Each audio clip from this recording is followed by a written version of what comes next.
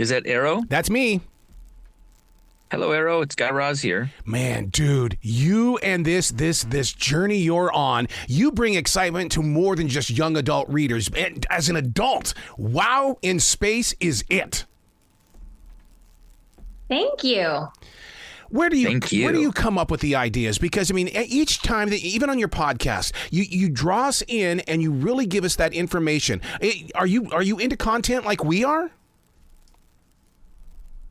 Yeah, I mean, we have a podcast, Wow in the World, that is for kids and families. And we've done almost 200 episodes so far. And one of the things that we learned about our listeners is that they are really, really into space. On our show, which is sort of a cartoon for the ear, Guy and I have gone to outer space, allowing kids to imagine what it's like to be up there. We've also written books on the human body, the how and wow of the human body. Our Wow in the Wild book is all about animals. And we decided the next logical thing to do would be to take our readers to outer space. And that is where Wow in Space comes in. Well, you know that as we continue to grow closer and closer, because they're saying that we're going back up on the moon next year, young adults and children are going to see your books and call you a pioneer because you were the first ones to kind of plant that seed in them. And now they're interested in space because of this book. Do you know, Arrow, it's amazing. We did a lot of live shows. We've done a lot of live shows for our podcast, Wow in the World.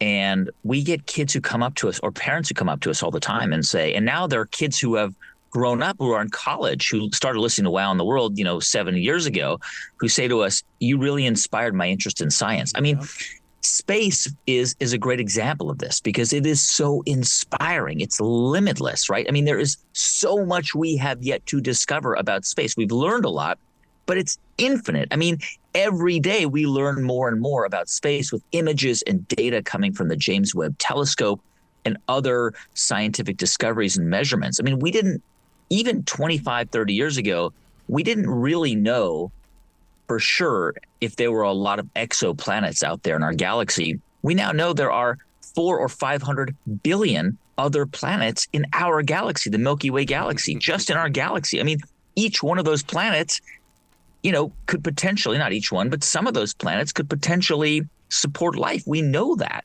And the possibilities of that are just mind-blowing.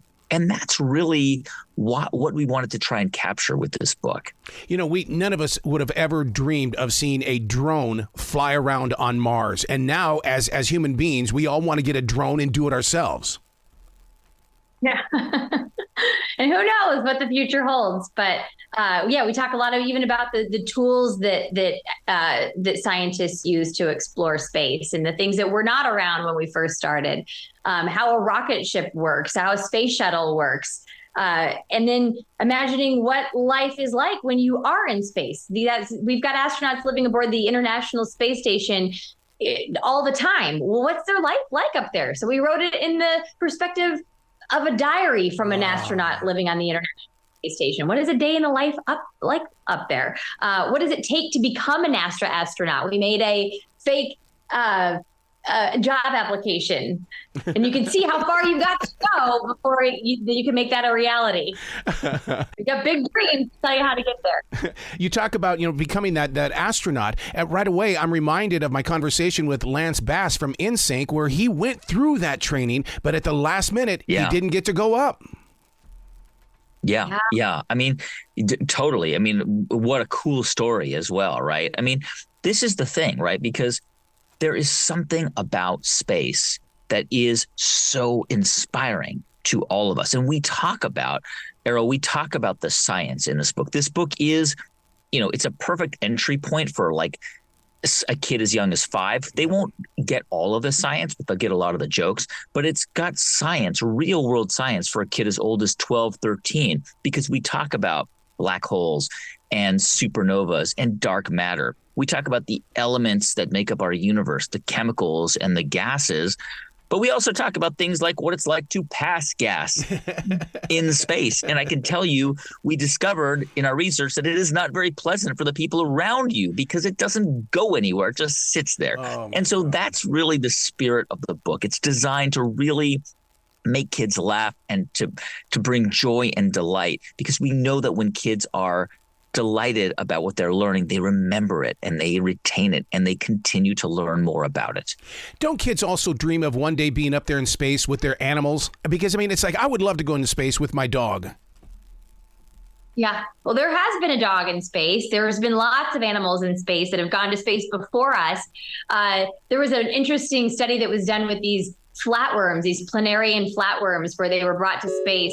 And what they found was that they would spontaneously split into two. Wow. And that each half would then grow two more heads. So one on the top and one on the bottom.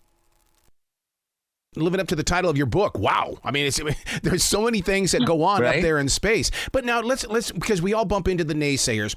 We're spending all this money going up into space. What about our own oceans? Is it one and the same? No beginning, no middle, no end? You know, it's a really interesting parallel because there's lots about our own ocean that we don't even know, and lots of ocean exploration. But what's been really exciting about space is that we have started to figure out through companies like SpaceX and other companies out there how to make space travel cheaper. Yeah. And it will become much, much cheaper. And we know, for example, that just the moon alone might contain really important minerals that we need here on Earth. And so we may need to go to the moon to gather those minerals to power our own planet in the next 100 years. And that's really exciting to me. Yeah, how about the space mission that went up there to that asteroid, tapped into its surface, and then brought it back to Earth? Gosh. Oh, is that a wow moment? Unbelievable. Right? And to learn from it. I mean, they're talking about this is way before the Earth was probably even created. I mean, it's like, how do you learn from when there was nothing here?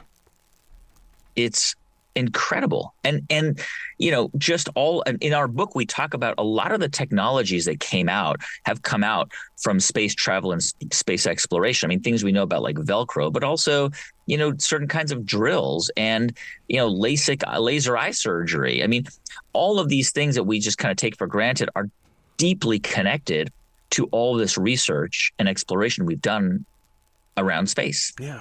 Now, where are you guys taking this book next? In other words, is it up on the website to work? Because we're going to read this book, we're going to study it, we're going to go back and read it again. But, you know, we like to be interactive with it going forward. Yeah, I mean, to that, I would say once you've read the book and you've piqued your interest, I would say go to the back of the book where we have QR codes for all sorts of great space episodes of our podcast, Wow in the World, as we like to call it, to keep the wow rolling. I would love to be a fly on the wall when you guys are putting these things together, because you always do stories and put out the books as well as the podcast that are of public interest. Yeah. Well, it is, I will tell you, one of the most fun moments of my week when Mindy and I get together and work on our podcast, when we work on projects together. It is so delightful because basically, if we can understand the science, if we can explain it to ourselves, then we know how to explain it to kids. And kids are naturally attracted to science. It just has to be presented to them in a way that makes them laugh, makes them, you know, think about something connected to it. And so really, it's all about a really joyful, creative process, whatever we're working on. Wow, this is such the perfect book to give to a child for Christmas. It really is. Wow in Space. Please come back to this show anytime in the future. The door is always going to be open for you. Thank you so much, Arrow. Well, you guys be brilliant today, okay? Thank you, Arrow. Really appreciate it.